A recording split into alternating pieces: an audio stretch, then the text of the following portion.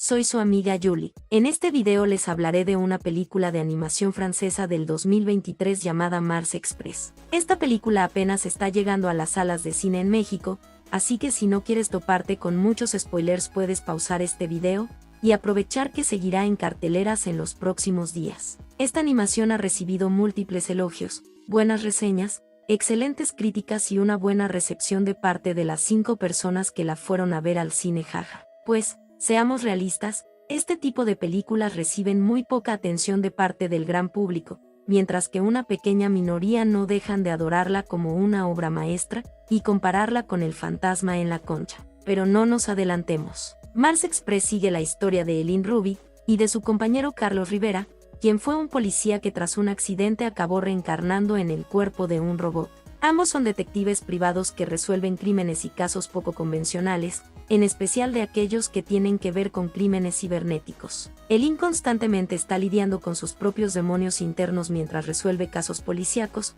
y Carlos Rivera tiene que enfrentar la pésima actitud de Eileen mientras trata de ayudarla a resolver los casos. Ambos son un dúo bastante dinámico, hay una buena química entre ambos personajes. Realmente te crees y les compras que son una pareja de detectives que llevan años resolviendo casos codo a codo. Tanto Eileen como Carlos tienen un vínculo que los vuelve casi inseparables. En una de sus aventuras tienen que resolver el caso de Jun Chao, una destacada estudiante que se ha estado metiendo en asuntos bastante turbios. Para esto, tanto Eileen como Carlos tienen que viajar a Marte para descubrir quiénes andan detrás de Jun Chao y de la enorme conspiración que la rodea. En la realidad de esta película, la humanidad ya logró colonizar el planeta Marte y sigue expandiéndose por el universo buscando planetas que puedan ser habitables. Pero a pesar de todo ese avance tecnológico, sigue habiendo problemas que aquejan la vida cotidiana, desde delincuencia cibernética hasta corrupción en las altas cúpulas del poder. Eileen y Carlos tienen que usar todas las herramientas tecnológicas que tienen a su disponibilidad,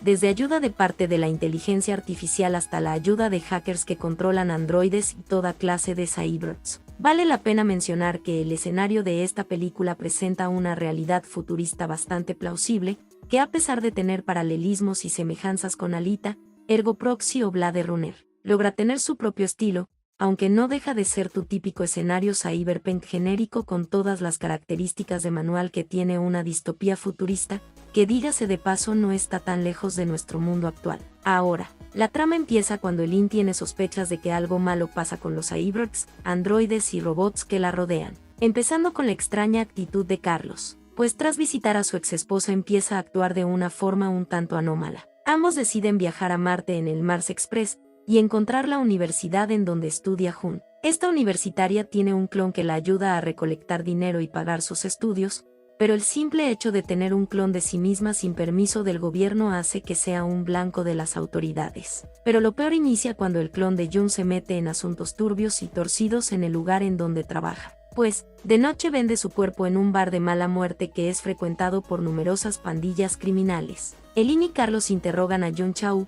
sin mucho éxito, y después de una exhaustiva investigación acaban encontrando el bar en donde trabaja su clon. Sin embargo, este acaba siendo destruido en una persecución de un mafioso que ya andaba detrás del clon de la universitaria. Pues Jun suele utilizar sustancias ilícitas que usa para tener un mejor rendimiento en la escuela, pero la persona que le vendía dichas sustancias decide cobrarle con su propia vida. Allí es en donde la trama se complica bastante, hasta tal grado que varias personas claves en el gobierno de Marte se ven involucrados con la fatídica muerte del clon de Jun Chao. Tras fracasar en su trabajo, Eileen se siente terrible consigo misma, pues no fue capaz de proteger a un estudiante, y que tanto la vida de ella como de su clon acabaron de formas bastante trágicas. Eileen, quien había pasado bastante tiempo luchando contra el alcohol, vuelve a recaer en sus viejos vicios, mientras que Carlos no deja de pensar en lo mucho que extraña a su esposa y a su hija, pero ambas ya viven en la casa de otro hombre, un hombre que lo reemplazó como padre y como esposo. Tanto Eileen como Carlos se sienten culpables por la muerte de Jun, y es aquí en donde entra el factor psicológico de la película, haciendo especial énfasis en los puntos vulnerables de sus vidas personales. Para no hacer tantos spoilers, diré que el desenlace termina mostrando a Eileen al borde del colapso enfrentando a los mafiosos que acabaron con la vida de Jun. En un arrebato de ira, decide vengar la vida de la universitaria, pero acaba siendo abatida justo después de acabar con todos aquellos que estaban detrás de la gran conspiración. ¿Pero qué tipo de conspiración? Resulta que el gobierno quiere deshacerse de todos los robots obsoletos y modelos viejos, con tal de seguir lucrando con nuevos modelos de robots y cyborgs cada vez más avanzados. Más o menos lo que ocurre en esta otra película animada Jaja XDDD. Al final, los antagonistas sí obtienen lo que tanto estaban buscando, pues los robots viejos se rebelan contra los humanos, hacen un gran disturbio en la ciudad destruyendo todo a su paso, hasta que todos colocan sus bases de datos, conformadas por memorias e identidades, en una gigantesca nave que está por salir de Marte. La universitaria Jun Chao sabía que algo así iba a pasar tarde o temprano,